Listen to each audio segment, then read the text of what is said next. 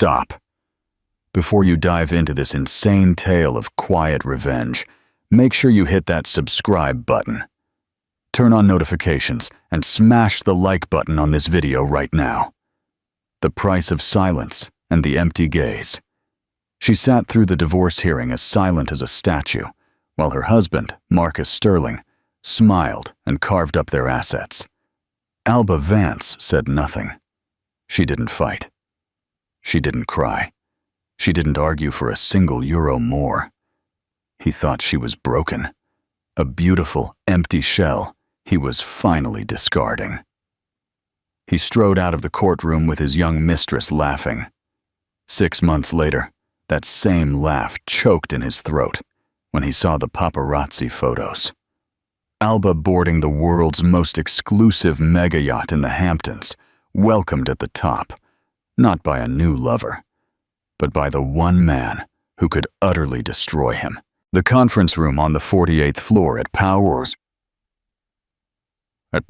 & Stone was a tomb of imported marble, suffocating gray upholstery, and the smell of old money. The recycled air, chilled to a precise 68 degrees Fahrenheit, felt too thin to breathe.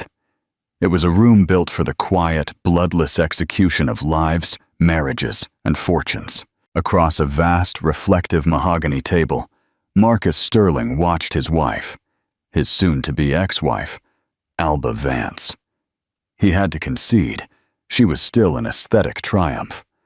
She wore a simple, sleeveless sheath dress in a cream tone that probably had a name like eggshell or oyster.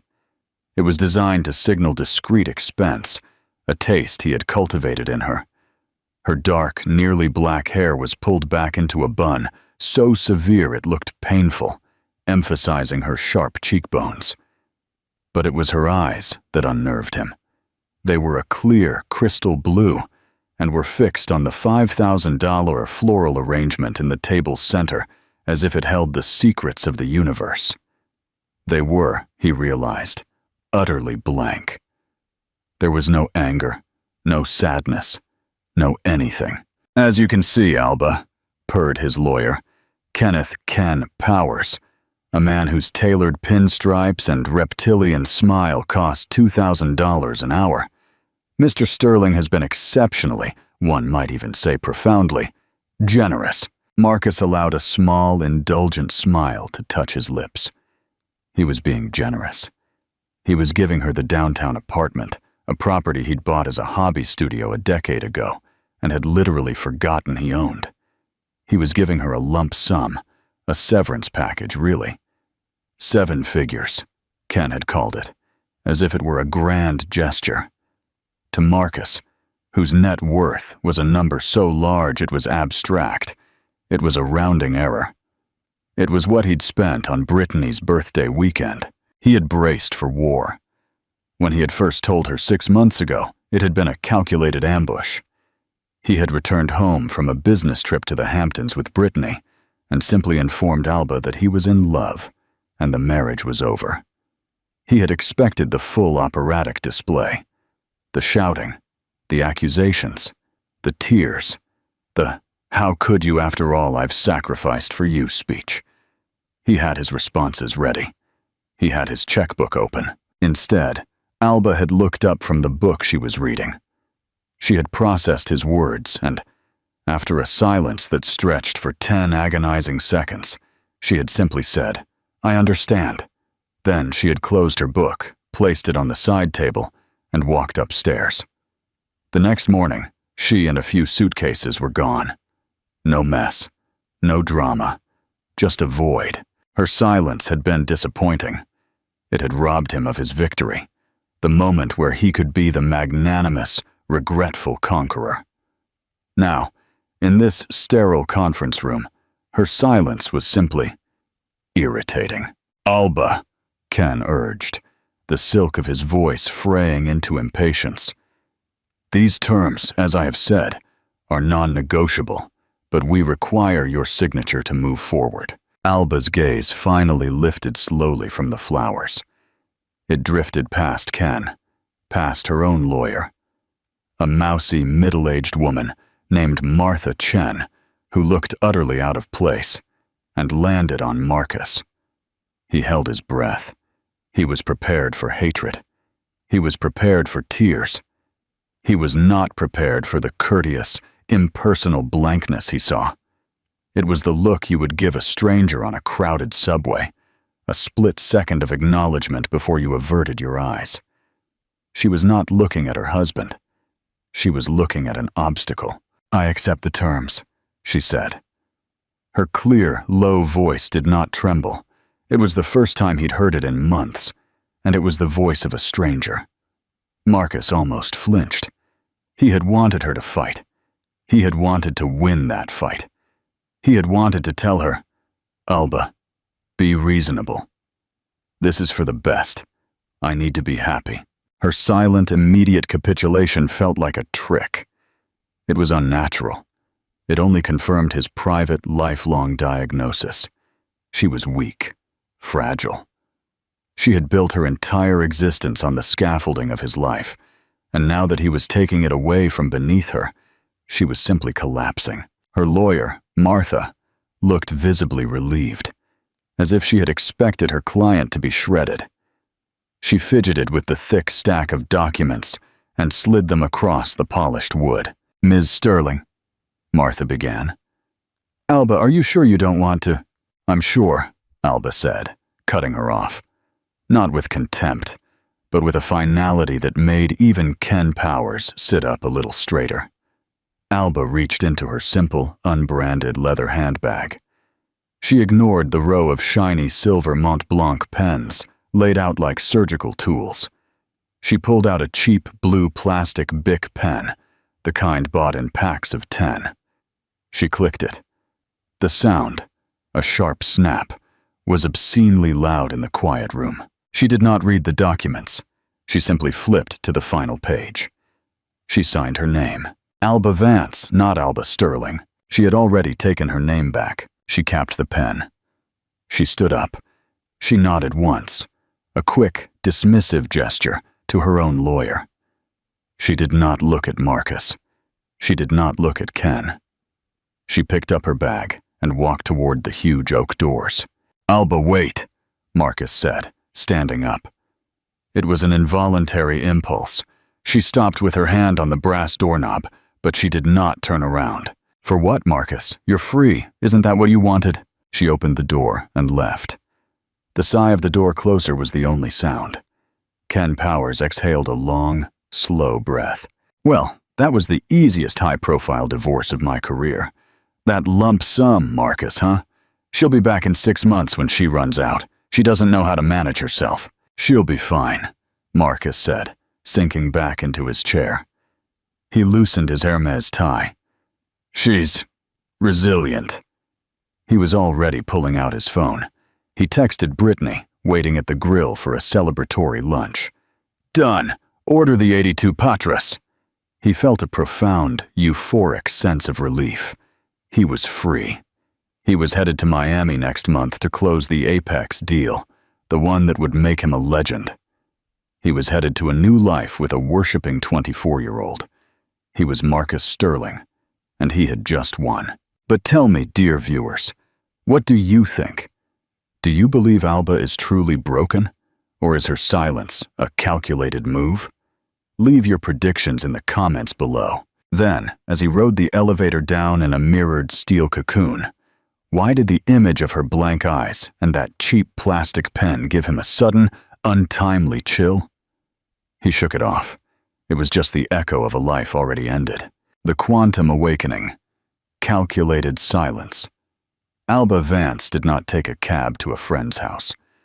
She did not go to a bar for a strong drink. She did not go to the airport to find herself in Italy. She took the subway, an anonymous face in the evening crowd, and went to the downtown apartment. The one Marcus had so generously allowed her to keep, not knowing it had always been her legal and emotional escape pod. The apartment was the antithesis of the opulent, suffocating penthouse she had shared with Marcus. The penthouse was all gold leaf, dark woods, and heavy silks, a museum Marcus had built for himself. The apartment was a clean, white box.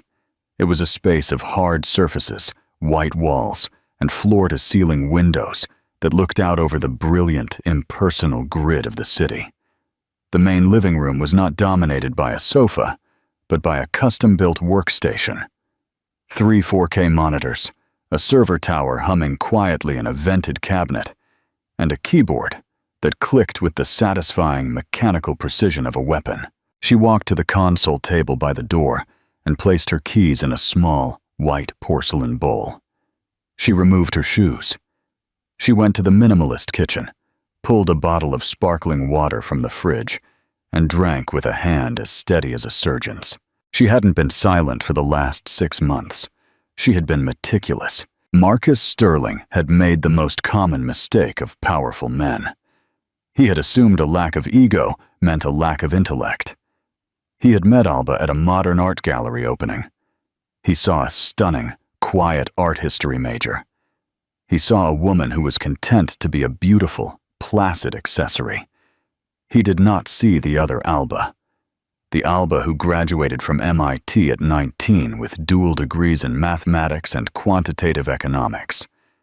The Alba who, before she turned 21, was the most sought-after analyst at a secretive hedge fund, so exclusive it didn't have a name on its building.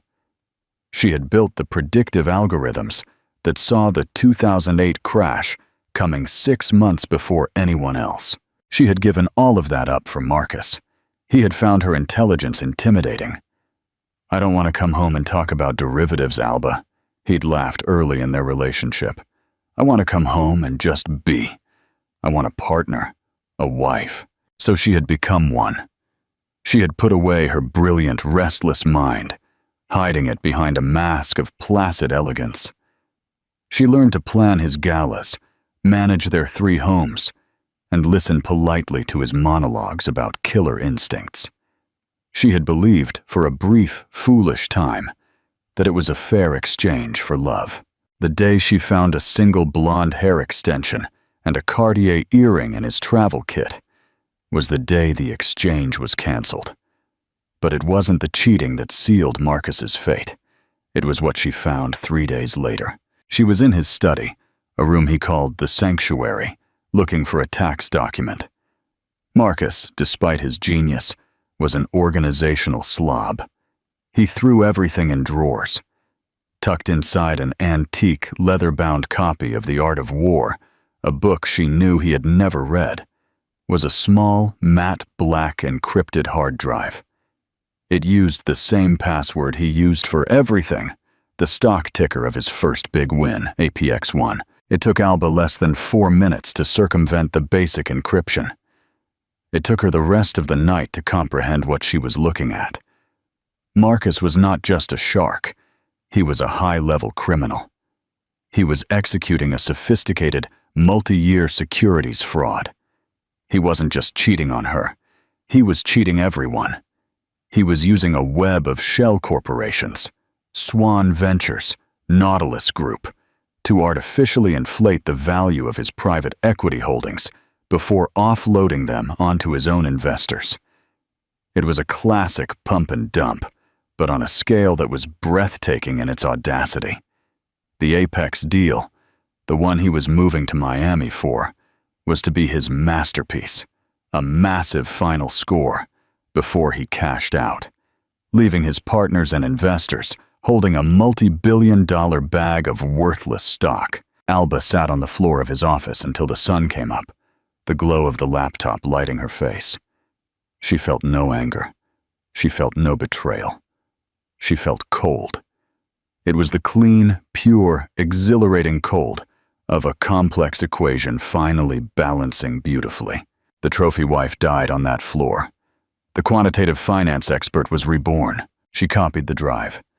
She spent the next 2 months not at spas or lunches, but in this apartment. She tracked the money.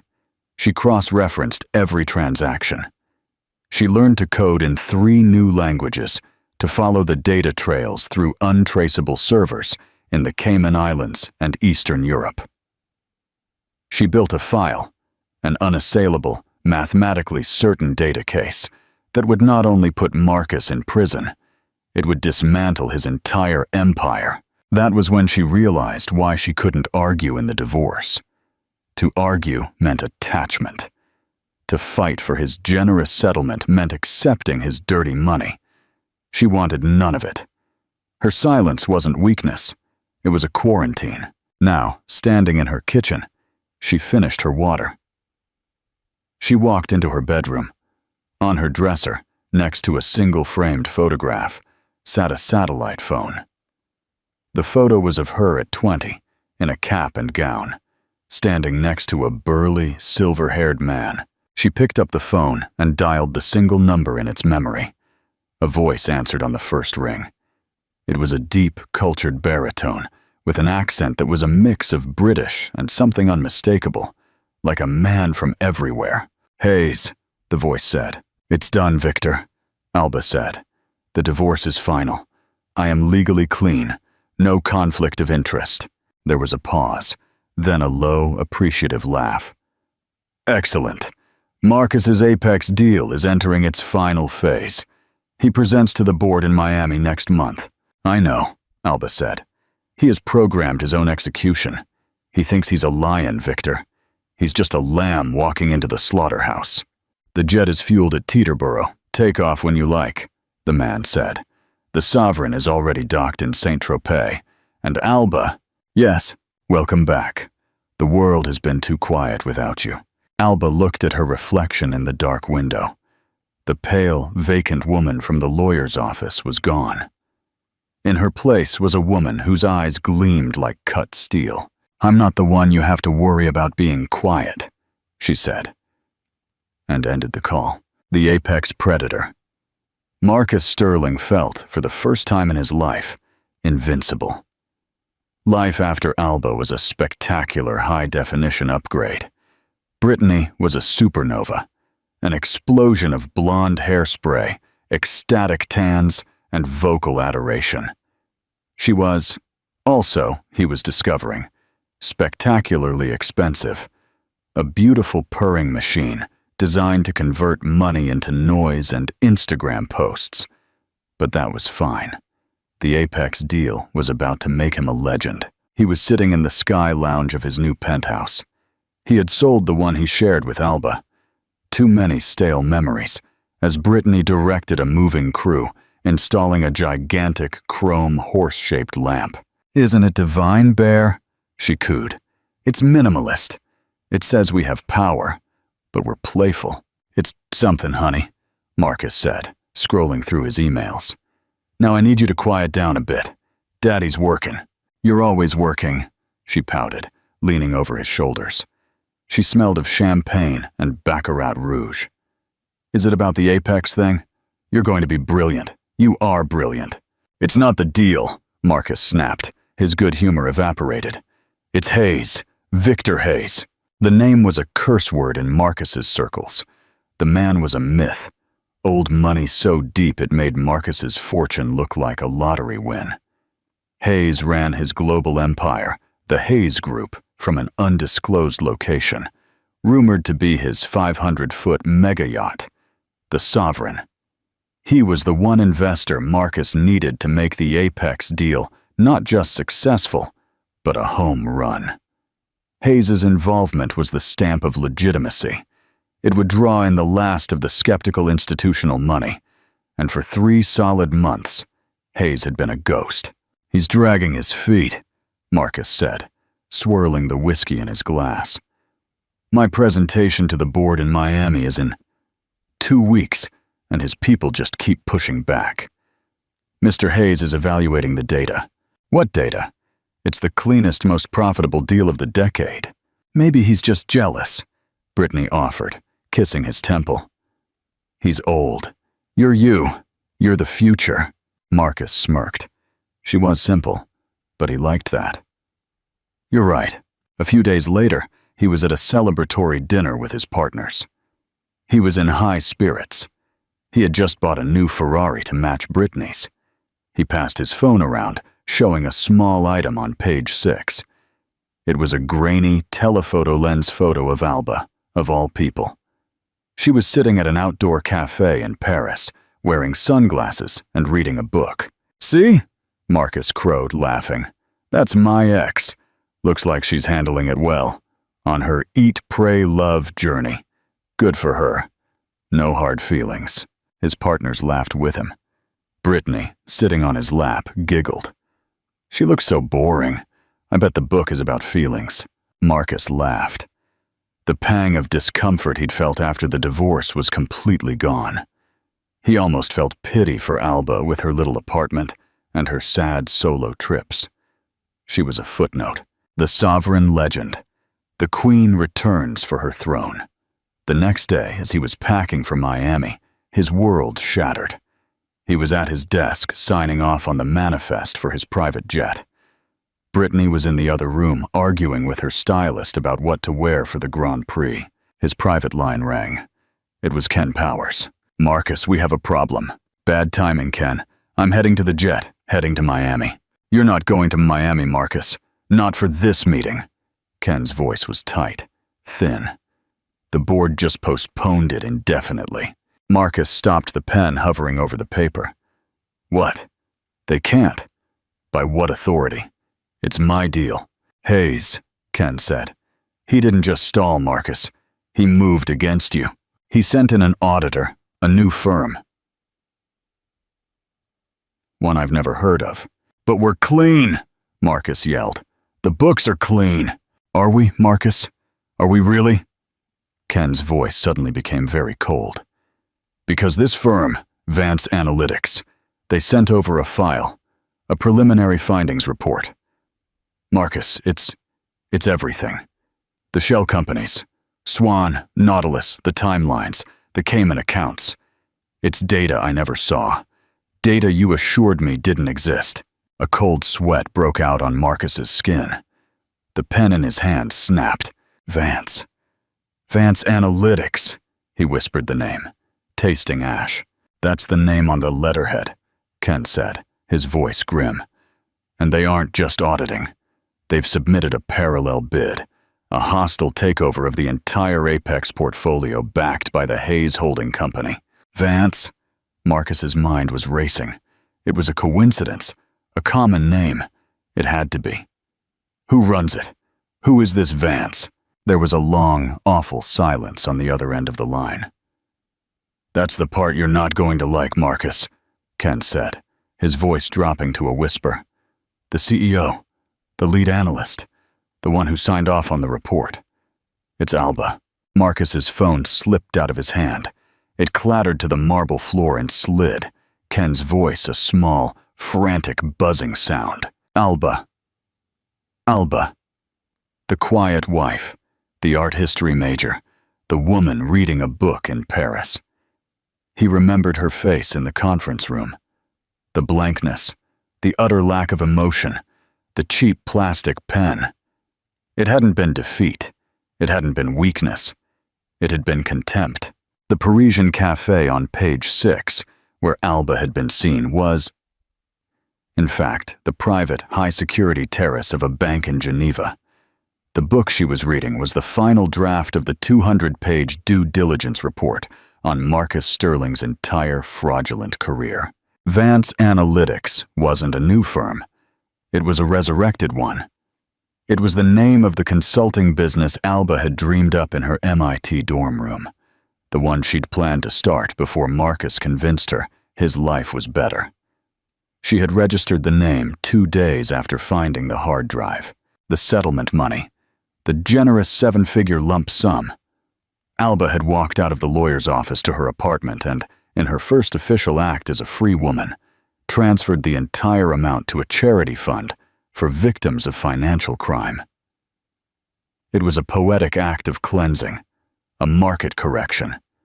She didn't need Marcus's dirty money. She had her own. Before she met Marcus, her former boss, the man who had pulled her out of the MIT PhD program, had named her a partner. When she left, she didn't just walk away. She had placed her shares in a blind trust managed by a discreet firm in Zurich. For 8 years, while she planned charity balls and chose upholstery, her original stake in that fund had been compounding. It was invested in the very algorithms she had built herself. When she reactivated the account 6 months ago, she had stared at the number on the screen. She was, and had been for years, massively independently wealthy, far richer than Marcus ever knew. She had cashed out a fraction to fund Vance Analytics. She had rehired her old team. Ravi, her data mining genius who could pull a password out of thin air. Anya, her forensic accountant who could follow a single euro through a hurricane of shell companies. They had been working out of a rented secure office in Geneva, and they were all fiercely loyal to the woman they thought had just been on sabbatical. Her first and only client was Victor Hayes. Victor wasn't just an old boss. He was the man in the photograph. He had been her mentor, a surrogate father, and the most dangerously legitimate businessman in the world. He had been angry when she'd retired at 22 to marry the flashy, second-rate bond trader with good hair. Alba, sitting in her white box apartment, had made the call. "Victor, it's Alba Vance." "Alba," he had responded, his voice filled with warmth and sadness. "It's been 8 years. I thought you were cataloging art." "I was," she had said, her voice flat. "Now I am cataloging a high-level securities fraud. Your apex target and your potential new partner, Marcus Sterling." The warmth in his voice faded, replaced by a chilling precision. "Go on." She laid it all out. The shell companies, the backdated options, the wash trading to inflate volume, the timeline for the final pump and dump. She spoke for 10 minutes, an uninterrupted stream of data. When she finished, there was a long silence. "How do you know this?" Victor asked. "He's sloppy," Alba said. "And he thought I was stupid. He kept the data on an encrypted drive. He used the ticker of his first stock as the password." Another silence, this one vibrating with what sounded like suppressed laughter. "And what do you want, Alba? Vengeance?" "Vengeance is emotional, Victor. This is a balance sheet," Alba said coldly. "Marcus isn't just a bad husband. He's a bad risk. His entire company is a house of cards. His apex deal is the kerosene, and he's about to light the match. You will lose your investment, and hundreds of your partners will lose their pensions. So you call to warn me?" "No, I call to make a proposal. You hold your investment. You stall. You demand a third-party audit. And that third party," she said, "will be me, Vance Analytics. We will not only expose the fraud, we will find the real value. Because he is so focused on the scam, he has missed the actual assets. And when the company collapses and the feds step in, we'll be waiting. We won't just short it, Victor. We will buy it. For pennies." This time, Victor Hayes laughed. It was a deep, powerful sound, like an engine starting up. "He took your best years, Alba." "He took my time," she corrected. "I'm charging him for it now, at my old rate, plus interest." "The jet will be at Teterboro at midnight," Victor said. "Welcome back, Ms. Vance. The world has been too quiet." The old king's sunset, Marcus Sterling, was a man in freefall. The report from Vance Analytics wasn't just a report. It was a detonation. It hadn't just gone to the board.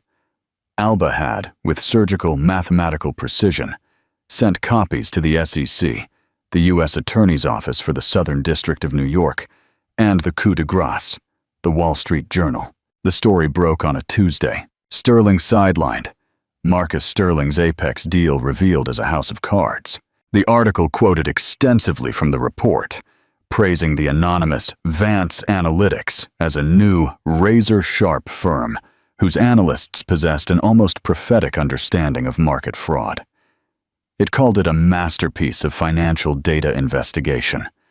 The fallout was immediate. His assets were frozen by noon.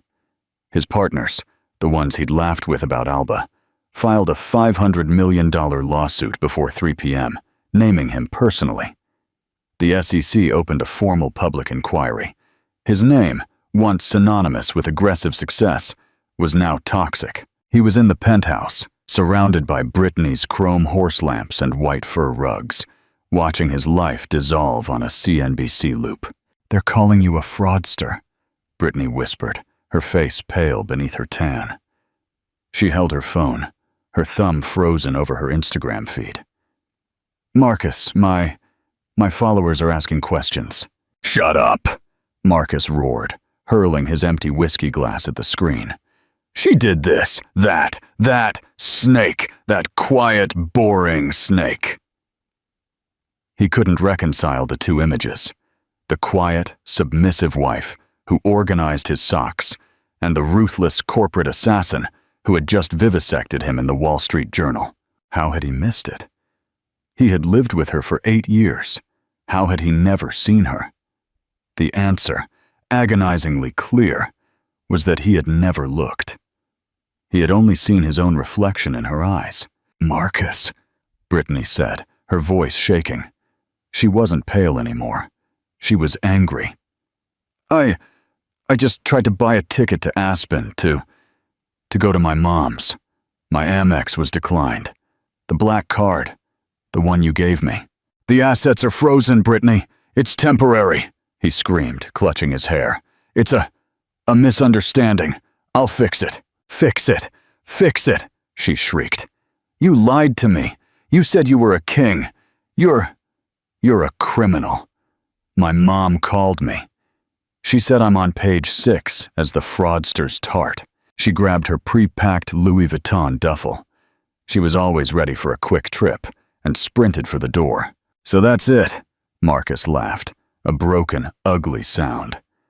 "The money's frozen, so you leave." "I can't be part of this," she sobbed, stabbing the elevator button. "You said she was nothing.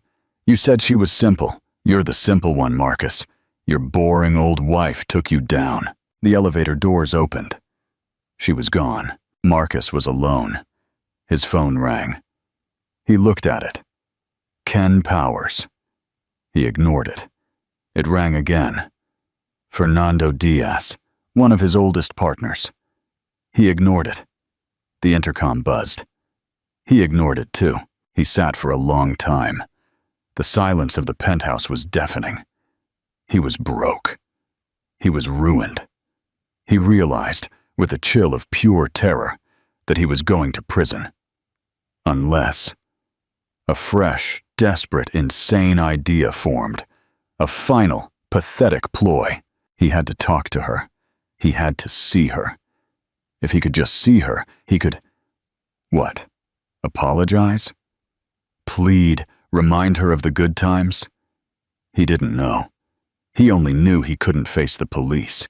He couldn't face his partners. He had to face her. He knew where she would be. The papers had said Hayes was in town. Hayes was in Saint-Tropez for the Grand Prix. She would be there. He rushed. His cards were dead. He went to his safe, the one behind the abstract painting. He had emergency cash. Escape money, he had called it. $100,000. Brittany had never known. He took all of it. He grabbed his passport. He didn't pack a bag. He slipped out the service entrance, a fugitive, in his own building.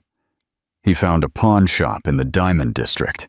He sold his watch, a Patek Philippe 5711, the Nautilus. The irony was bitter. The man laughed at him. "This is hot, isn't it? It's real," Marcus snarled. "Sure, buddy." The man gave him $10,000 for a $150,000 watch. Marcus took the cash.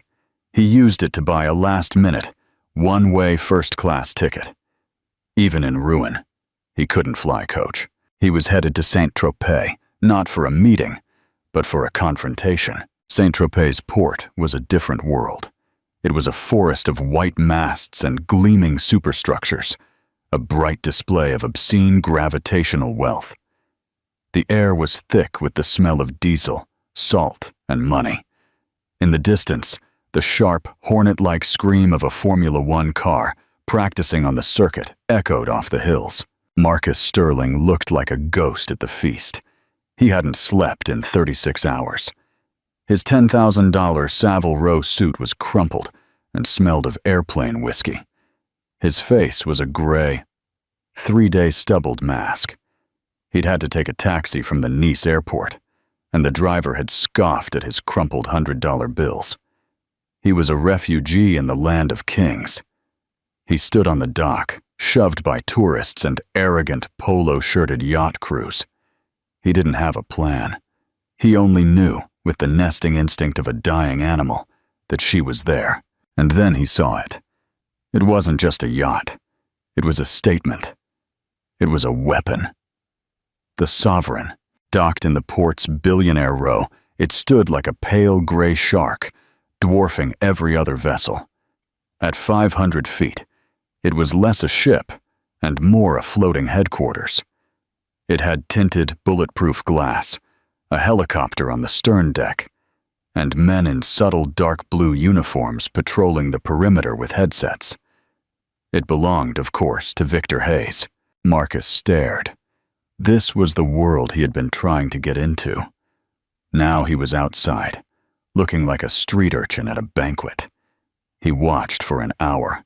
He saw sheikhs and tech billionaires ferried to the stern in sleek black tenders, only to be politely turned away by Hayes' security.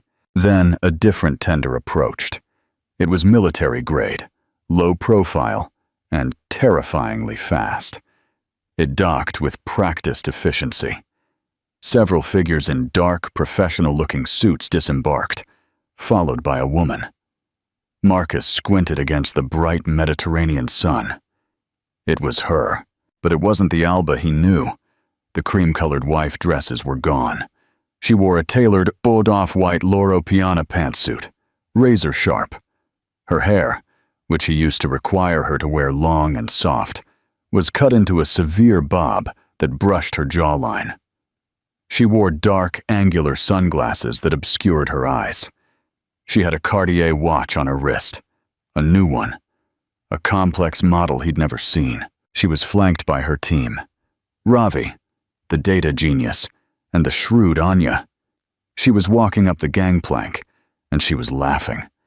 It was a low, confident sound. She was pointing something out on a tablet, and the men around her were listening, nodding, absorbing her words. At the top of the gangplank, one man waited. He was older, with a shock of silver hair and a deeply tanned face, who radiated a power that made Marcus's own personality seem like a cheap costume. Victor Hayes. Hayes did not greet her like a date. He did not kiss her cheek or take her arm. He shook her hand firmly, like a partner, like an equal. Marcus felt a surge of pure, unadulterated rage adrenaline burning away his fear. It was a sickness in his stomach. He had been replaced. She had simply moved up. Alba! The name was torn from his throat, a raw, desperate animal sound that echoed across the water. The laughing stopped. On the deck of the Sovereign, Alba froze. The men around her tensed. Hayes' head came up, his eyes scanning the crowd with terrifying speed, instantly finding the disheveled, frantic man on the dock. One of the deck security guards unbuttoned his jacket. Alba! Marcus screamed again, stepping toward the water. You can't. It was our life. You can't just do this. Alba turned around, slowly. She took off her sunglasses. Marcus waited for the shock, the anger, the pity, the something. There was nothing. Her eyes were exactly as they had been in the lawyer's office, vacant, impersonal, cold. It was the gaze a scientist gives a specimen in a petri dish, a problem that has already been solved. She stared at him for 10 full seconds. The entire port seemed to go silent. Marcus could feel the eyes of the tourists, the security guards, Hayes himself, all on him.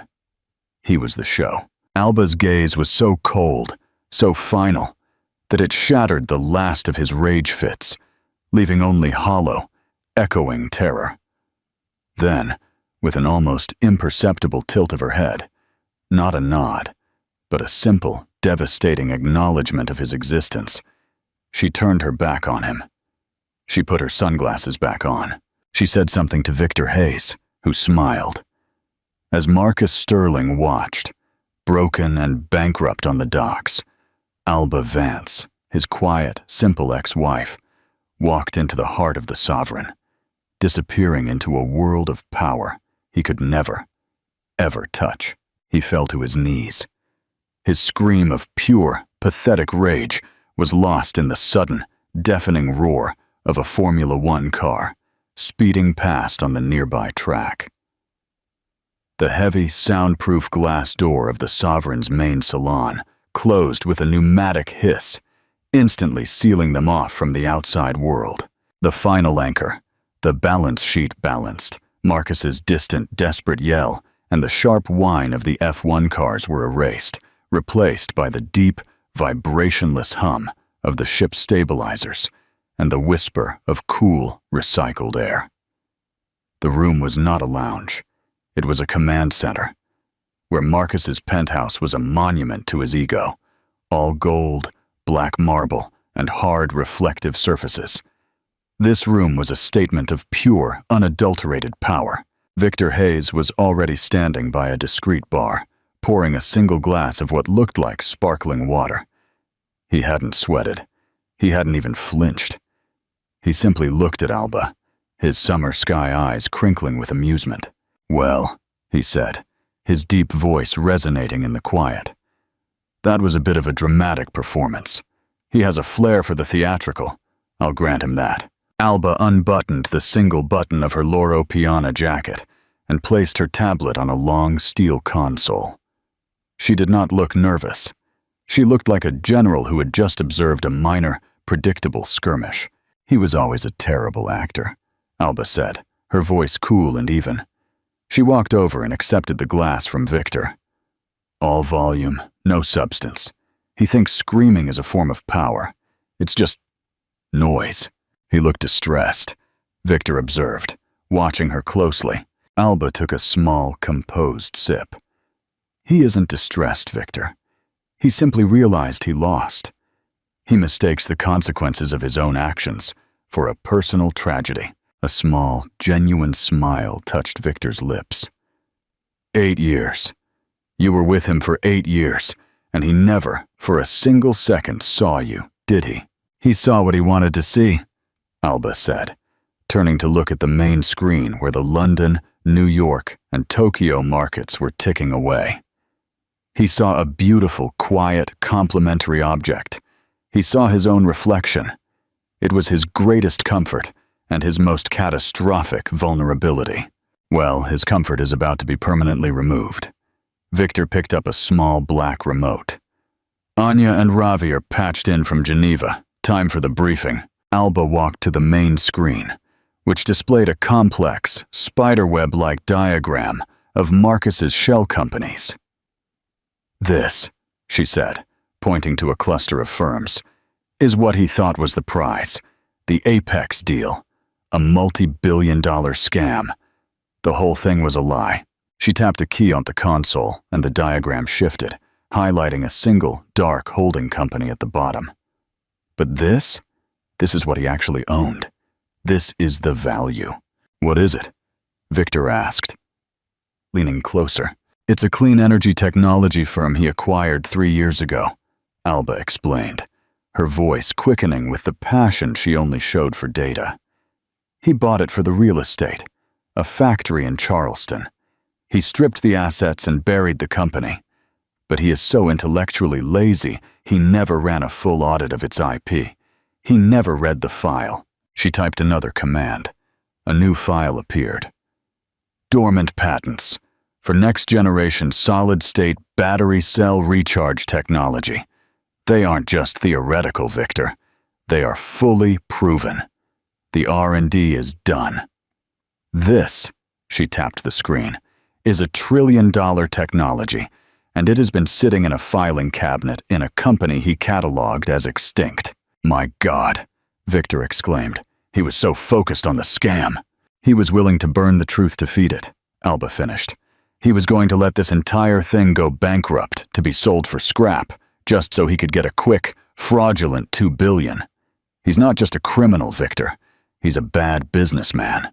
Victor Hayes was silent for a long moment, simply staring at the screen and then back at Alba.